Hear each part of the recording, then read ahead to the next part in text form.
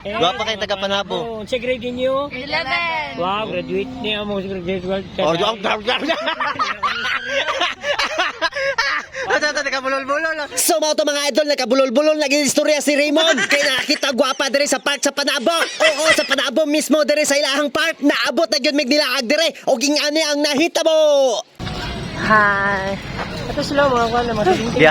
Gihangak ko sige kuha nino sayaw eh. Yata gipasubo jud ko ba. Sumo kog sayaw oy. Kani may mga estudyante. Asa? Ay dire. Hala Mga lalaki. Ay dire. Ito na naman naririnig kumakapagaba itong Hi. Mga beautiful girl oh. Estudyante mo? Estudyante mo? Estudyante mo sa mong grade? Sa mo grade? Oh, picture ta. Sige. Okay. Ay dire na lang sa mong kuno. 1, 2, 3. lagi na lang sinasabi, pwede ka bang makatabi? Okay, salamat. Bye-bye. Ano yung pangalan? Sophia. Ikaw? Samantha? Yes. Samantha yung pangalan? Mika. Mika. Mika. Bini Mika.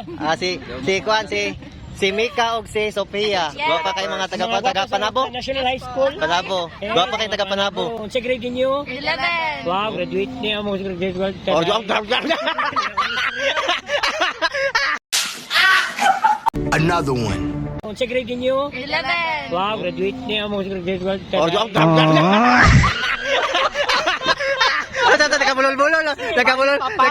Nagkabulol-bulol rin. Bulol-bulol at istorya. Unsa ingon niya? Nakasabot ka diyang gingon. Nakasabot ka diyang gingon. Wala. Kuha na, half mo gud siya Thailand. Thailander mo gud siya half. Ano kay Thailand? Tawad ka. Tanawa. Wa na nay buto. Di pa kuha na niya. Wala na.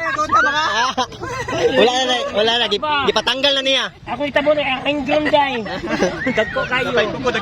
Tama. Okay. Okay, bye-bye.